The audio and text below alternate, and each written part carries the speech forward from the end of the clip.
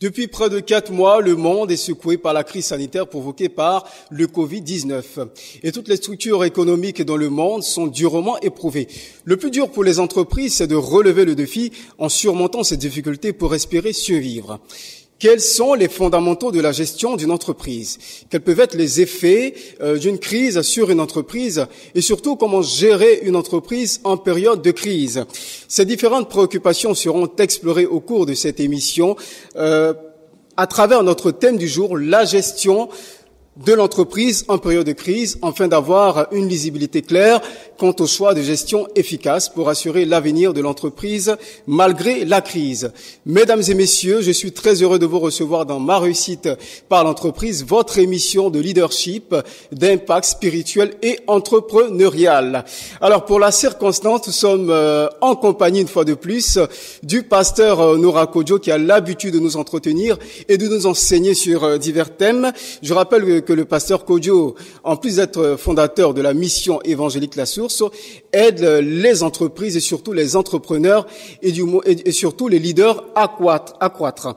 Alors, il nous enseignera profondément sur ce thème qui est plus que d'actualité. Pasteur Onora Kodjo, je suis très heureux de vous recevoir une fois de plus à Ma réussite par l'entreprise.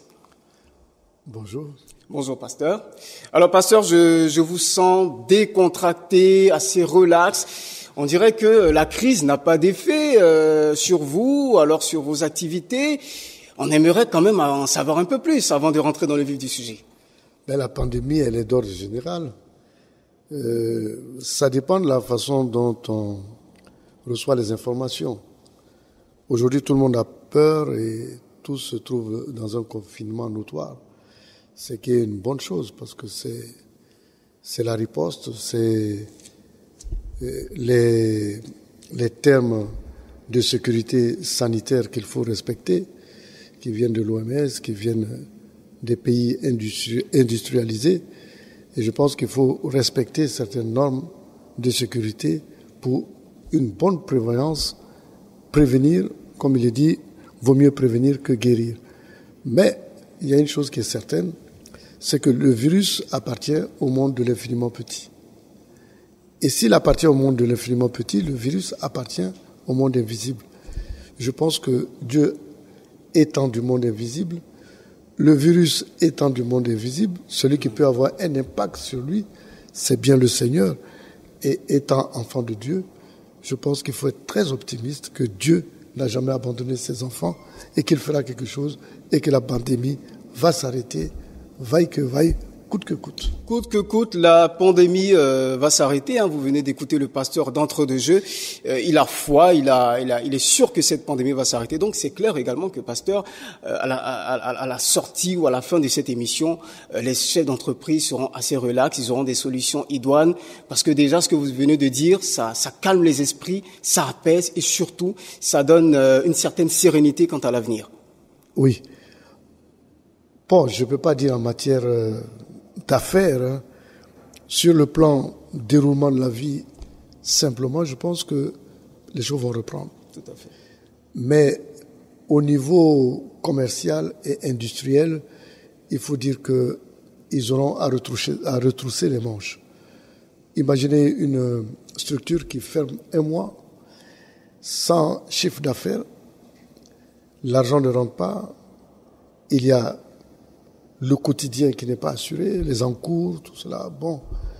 Et aussi les créances qui sont là. Il y a toute cette gestion qui est laissée pour compte. Et à la reprise, franchement, le tableau n'est pas très, très joli. Et comme je le dis, il faut vraiment retrousser les manches. Certaines entreprises, eux, aujourd'hui, sont très heureux. Par exemple, ceux qui fabriquent les masques, ils vont prospérer. Oui. C'est vrai, il y a d'autres qui vont prospérer. Mais quand je vois, par exemple, les PMI et les PME, par exemple, un restaurant qui va fermer pendant un mois, la clientèle risque de prendre un coup. Et en plus, le chiffre d'affaires risque de prendre un coup. C'est triste. C'est des constats que nous faisons. J'ai vu il n'y a pas longtemps que toute une panoplie de voitures, des milliers de voitures, sont à vendre, des nouvelles voitures. Il n'y a pas de preneur.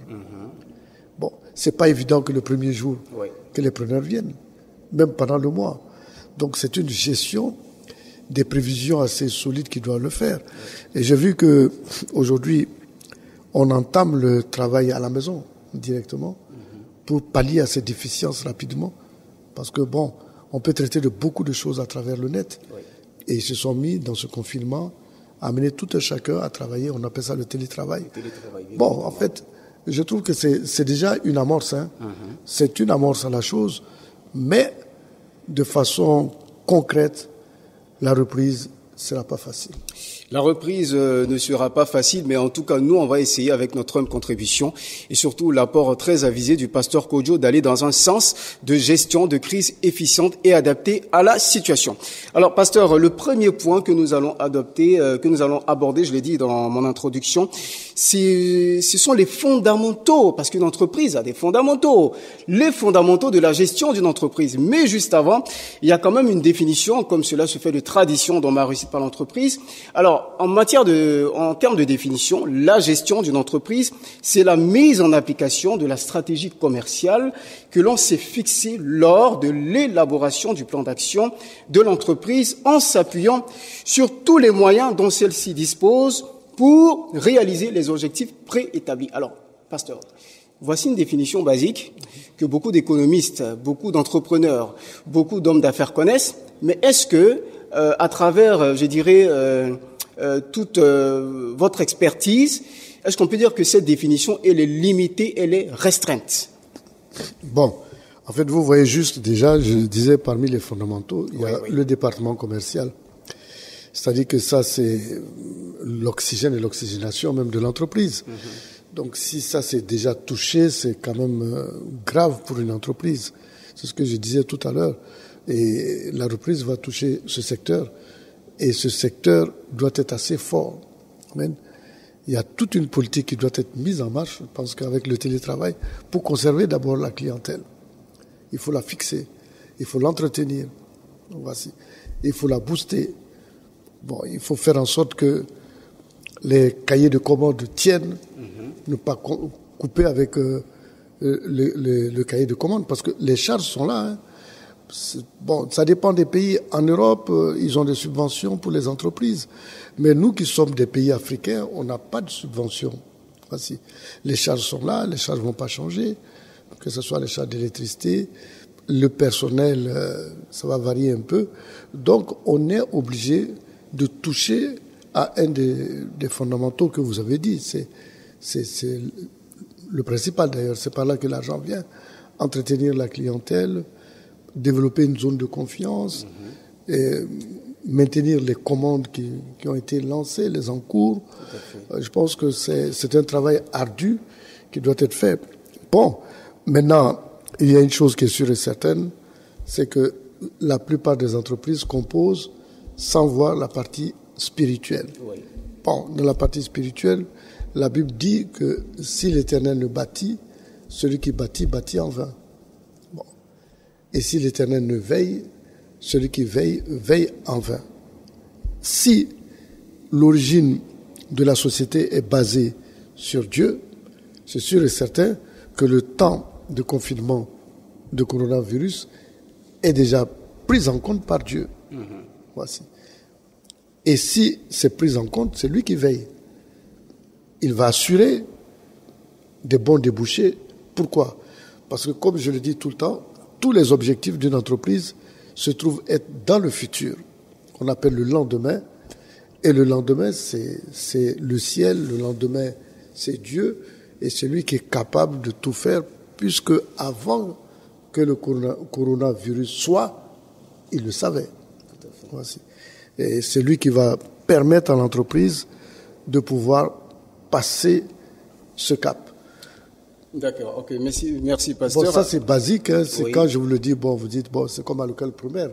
On te dit, croise en Dieu, et puis tu croises en Dieu, bon, le Père Noël va descendre. Tout à fait. Mais c'est la vérité, parce que dans une autre émission, certainement, je vais faire des démonstrations pour que vous puissiez comprendre réellement l'apport de la 4e dimension dans cette affaire, parce que tout entrepreneur peut toucher le ciel. Tout à fait. Et puis peut créer des événements, et même des non-événements. Tout à fait. possible. C'est à là qu'on doit en venir aujourd'hui, à savoir quand on est chrétien, on ne doit pas avoir peur de l'avenir. Dans le livre de Proverbes, la Bible nous dit que la femme se rit de l'avenir. Or, la femme, elle a cette dimension qu'on appelle la 4D en elle. Donc, elle se rit de l'avenir. Il n'y a pas d'inquiétude. Il n'y a aucune inquiétude pour quelqu'un qui croit en Dieu, qui connaît les procédures de Dieu, qui connaît la pensée de Dieu, il pourra s'en sortir. D'accord. Merci, pasteur. Je rappelle à tous nos inconditionnels de Ma Réussite par l'entreprise et également à tous ceux qui suivent régulièrement VHTV que la 4e dimension revient bientôt sur vos écrans, sur nos antennes dans le monde. Alors, pasteur, première escale avant d'aboutir à notre point culminant, c'est les fondamentaux de la gestion d'une entreprise. Quels sont les fondamentaux? Quelles sont les bases qui permettent de gérer une entreprise de manière simple, de manière efficace? Bon, ça, il faut descendre dans les écoles de commerce, dans les écoles de gestion pour le faire. Bon, je pense que c'est simple, hein. Nous avons le département commercial, le département comptabilité, bon, le service des appros, il faut pouvoir gérer ça. Amen. Et puis, il y a un département qui est important, la communication, le marketing, la recherche de marché, et même les cibles à chercher. Bon, je pense que c'est... Et puis aussi le contentieux. Parce que le contentieux, ça aide beaucoup l'entreprise. Oui. Parce qu'il y a des états de créances qui sont là, qu'il faut gérer. Et vraiment, ils font du bon travail aussi là-bas. Tout à fait. Parce que souvent, l'entreprise, dans le contentieux, a une bonne part de ses revenus qui dorment là-bas. Et quelquefois, quand on secoue ça, ça fait du bien pour l'entreprise. Tout à fait, ça. Bon, en fait, voici, en gros, je peux dire que ce sont les fondamentaux d'une entreprise. Voilà, donc en général. Les fondamentaux en général, vous l'avez dit, le département commercial, comptabilité, et surtout, vous avez insisté sur un point, le département contentieux. On sait qu'en Afrique et surtout en Côte d'Ivoire, peu d'entreprises peuvent s'offrir de luxe d'avoir un département contentieux. En quoi le département contentieux est-il si précieux pour une entreprise? Écoutez, c'est de l'argent. Au lieu de mettre certaines choses en perte de profit, parce que vous êtes arrivé à la fin de l'année, il n'y a pas de suite, on met ça en perte de profit. Si 30% de perte de profit peut revenir, quelquefois, pour certaines entreprises, c'est à coup de milliards. Hein. Ça peut être évalué à des milliards ou à des millions. Ça peut aider toujours l'entreprise dans les cas de financement, d'investissement. C'est de l'argent, c'est de l'argent propre, disons brut qui vient, qui sert toujours. Parce que quand on tombe dans un contentieux, c'est des zones de risque. C'est-à-dire qu'on peut gagner comme on ne peut pas gagner. Mais quand ça rentre aussi, c'est pas mauvais. Vous imaginez que si le contentieux marche bien, quelquefois vous avez en contentieux presque 1/10 de votre chiffre d'affaires qui se trouve en contentieux. Quand ça rentre, ça fait de l'oxygène pour l'entreprise. D'accord. Donc le contentieux permet d'absorber, de grosses sommes qui peuvent sécuriser l'entreprise à long terme, si on peut le dire. Non, en fait, c'est, par exemple, quelqu'un vous doit. Oui. Il peut vous payer comme il ne peut pas vous payer. Au bout d'un certain temps, on le met en perte et profit. Oui. Parce que c'est des zones à risque, c'est pas sûr que l'argent rentre. Mais si effectivement l'argent rentrait, vous voyez que c'est mieux que cet argent ne rentre pas. Ah, d'accord. Bon, et là, quelquefois, les sommes sont, tout dépend de la taille de l'entreprise. Quelquefois, oui. les sommes sont assez considérables. Et l'entreprise aussi compte beaucoup sur ça. Parce que c'est de l'argent qui est là, qui dort, qu'on peut réveiller, oui. Et qui peut servir l'entreprise. D'accord. Oui. C'est comme ça que le gestionnaire voit souvent le contentieux. Mais il n'y a pas que le contentieux. Il y a toute cette politique marketing qui est importante parce qu'il faut gagner du marché. Oui. Il faut pouvoir évoluer. Il faut que l'entreprise évolue. Et ça, le service marketing doit faire un travail excellent. Amen. Le service de recherche de marché, le service commercial aussi, doit être acculé au service marketing. Parce que le service commercial peut travailler et asseoir tout ce qui a été fait, tout ce qui a été développé, tout ce qui a été projeté par le service commercial. Je pense qu'une entreprise correcte aujourd'hui doit avoir un département marketing. Ouais. S'il veut croître, il a besoin d'un département marketing. D'accord.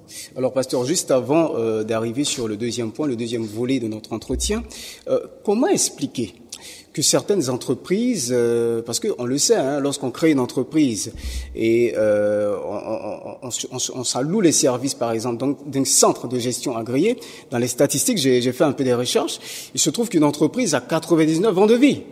Mais les centres de gestion agréés se rendent compte que lorsqu'elles accompagnent ces entreprises-là, au bout de 2 ans, 3 ans, ces entreprises meurent. Et bien souvent, ce sont des entreprises qui ont tous ces services à leur disposition, contentieux, bon, pas souvent, mais le département commercial marketing, ça ne manque pas. Mais ces entreprises meurent malgré que ces services sont disponibles à leur sein. Qu'est-ce qui explique ça? Bon, ça c'est... Il faut dire que c'est des pratiques courantes certainement en Europe. Ici, en général, quand on regarde les petites et moyennes entreprises, elles ne peuvent pas se tailler le luxe souvent de laisser certains services qui sont là à l'extérieur et qui ont des, comme sous forme de sous-traitance, qui travaillent pour eux. Bon, c'est possible, mais je pense qu'on est mieux servi que par soi-même.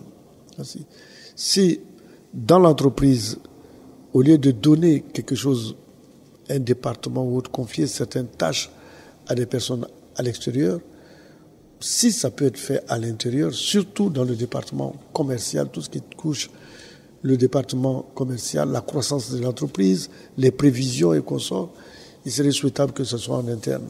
Bon, on peut, par exemple, tout ce qui s'agit de statistiques en France, la SOFRES et autres, bon, ça c'est...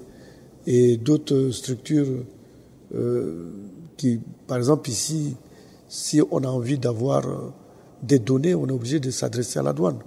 C'est ceux qui peuvent donner des données qui peuvent te permettre aujourd'hui de cerner le marché et de calculer certaines parts de marché que vous voulez avoir. Mais ça, je ne peux pas dire que c'est quelque chose d'extérieur, c'est quelque chose qui est déjà préétabli par l'État et qui aide les sociétés. Mais une société elle-même, pour sa croissance, de départ, doit avoir la majorité des services en interne. Tout à fait. D'accord, c'est bien dit, hein, on a bien noté, et je pense que tous ceux qui nous suivent sont d'avis que ce sont des éléments inhérents, indispensables pour la survie et pour la stabilité d'une entreprise. Pasteur, on va passer au deuxième point de manière brève. On veut comprendre quels peuvent être les effets d'une crise sur une entreprise. On sait que nous sommes dans une période assez trouble, incertaine, où tout le monde n'est pas sûr de l'avenir et surtout tout le monde traverse, surtout les entrepreneurs, des moments très compliqués. Alors, quel est le regard du pasteur Kodjo sur les effets de cette crise sur une entreprise? Peut-être qu'il y a des effets qui ne sont pas encore apparus, mais peut-être que grâce à vous, on va pouvoir cerner ces différents effets-là. Bon, je pense que c'est dommage à le dire, mais il y aura une sélection. Une sélection parmi les entreprises. Ce qui est dommage et qui risque d'être une vérité, c'est que les plus forts seront toujours plus forts et les plus faibles risquent de disparaître. Parce que cette crise qui s'annonce comme ça est une crise qui ne doit pas perdurer dans le temps. Nous sommes à 3 semaines de confinement, en Afrique en général presque 1 mois, et ça c'est vraiment très très délicat. Par exemple, vous avez tout ce qui est portefeuille client, oui. La gestion des portefeuilles clients. C'est compliqué. Déjà, normalement c'est compliqué à fidéliser et à suivre. Et maintenant ce portefeuille client est là aujourd'hui et il y a la concurrence. Au sortir de là, certainement, il y aura un autre tableau qui va se présenter. Oui. Ce n'est pas évident que ça se passe comme les prévisions qui ont été établies par l'entreprise. Il y aura des pertes. Par exemple, il y a des clients qui ne pourront pas survivre à ça. Donc, il faut rechercher tout de suite à combler ce vide.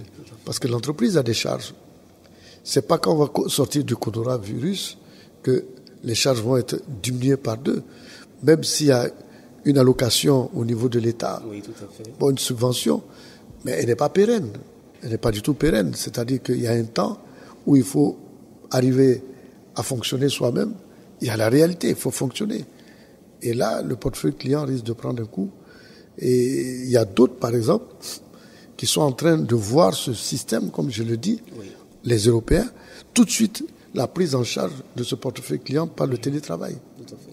Parce qu'il ne faut pas les laisser, il faut être avec eux, il faut voir un peu ce dont ils ont besoin, ce qu'on peut faire pour eux jusqu'à présent, et toujours dire que leurs produits sont d'actualité, voir un peu les encours, les carnets commandes. Bon, est-ce que à la sortie de ça, on peut vous livrer telle chose, telle chose, voir que les livraisons, les commandes qui ont été faites, que les livraisons vont suivre. Parce que si les livraisons ne suivent pas, c'est pas bon pour l'entreprise. Prenons le cas, par exemple, de l'aviation. C'est quand même difficile. Ce serait difficile. Il y a des compagnies qui... C'est quand même difficile. Les entreprises de production, c'est difficile. Mais les entreprises de service, ça va être terrible. Ah oui, tout ce qui s'agit de tourisme et consorts, imaginez que... Bon, c'est vrai que les hôtels ont été désaffectés. Maintenant, on rouvre. On dit non, il faut désinfecter l'hôtel. Le client, il n'a même pas confiance que dans l'hôtel où il va, il risque de ne pas être encore infecté. Alors, cette psychose va suivre le tourisme, ça va être difficile parce que toutes les personnes qui rentrent aujourd'hui, que ce soit les Allemands, les Français, les Italiens qui se disent non, ils ne seront pas bien suivis. Par exemple, chez nous en Afrique et même ailleurs, qui rentrent chez eux, mais ils ne seront pas prêts demain de sortir. Ouais, il y a des zones balnéaires telles que en Tunisie, Yémen et d'autres pays. Au Maroc, ça va être difficile, encore que ces mêmes personnes reviennent tout de suite. Tout à fait. Là. Donc il y a des secteurs d'activité qui seront lourdement affectés. La gestion aujourd'hui, franchement, c'est ceux qui seront assez souples pour rebondir, qui s'en sortiront. Alors, pasteur, on va arriver à notre dernier point, le point que nos inconditionnels attendent ardemment, c'est la gestion de cette crise à la lumière de la parole de Dieu. Parce que nous savons, surtout nous venons de vous écouter, on s'attend à des jours sombres, déjà c'est compliqué, ça va peut-être s'empirer. Quelle est l'inspiration qu'on peut avoir à travers la parole de Dieu, à travers la Bible, à travers Jésus-Christ, pour gérer au mieux nos entreprises afin de pouvoir sortir la tête haute et puis prévoir l'avenir avec sérénité? Je pense, comme je l'ai dit, que le coronavirus est en mission. Certainement, sa mission, c'est de ramener beaucoup de personnes à Dieu. Ici, on voit que nous sommes dans une zone incertaine. L'incertitude marque la troisième dimension à cause de la loi de changement. Voici une loi, la loi de la place Gauss, qu'on voit en marketing. Bon, ces lois, on les voit, surtout la loi de changement. Tu peux être riche aujourd'hui et pauvre demain. Amen. Ce sont des systèmes comme ça où les choses changent tellement vite qui sont à décrier au niveau économique, même au niveau humain. Je ne peux pas posséder quelque chose et le perdre demain. Donc, je n'ai pas l'assurance ni la garantie de conserver ce que j'ai. Bon. Or, dans la quatrième dimension, les fluctuations sont maîtrisées. Les amplitudes sont très basses, sont très faibles. De telle façon, quand même, que même s'il y a perte, les pertes sont contrôlées. Moi, je conseille à tout un chacun de voir la quatrième dimension, de regarder ce que la quatrième dimension peut offrir à l'entreprise. Parce que je peux dire que on est tous d'accord que les objectifs d'une entreprise appartiennent au futur. Bon. Et celui qui, pour mieux vivre le futur, il faut le créer. Il n'y a pas de problème, il faut le créer. Mais si quelqu'un sait il peut avoir un pouvoir, il peut avoir une façon de faire, une procédure pour créer son futur potentiel, mais lui, il est beaucoup plus tranquille que les autres. Parce qu'ils savent, quelle que soit la situation, quelle que soit la chose, mais il va s'en sortir. Vous voyez, si je prends un bic, je le laisse tomber à terre, il reste à terre, vous êtes d'accord avec moi? Oui. Mais si je prends une balle, je la laisse, elle tombe sur terre, mais elle rebondit. Elle rebondit à cause de l'air. L'air, c'est l'esprit. Donc, quand on marche avec l'esprit, on ne restera jamais à terre. On rebondira quelle que soit la situation. Donc, moi, j'invite les uns et les autres. Allez-y, pasteur, ce sera également votre mot de fin. Allez-y. À connaître la 4e dimension, à s'y investir, à voir un peu ce qu'il peut gagner là-dedans. Et voici une zone à risque qui est là. Parce que lui, la 4e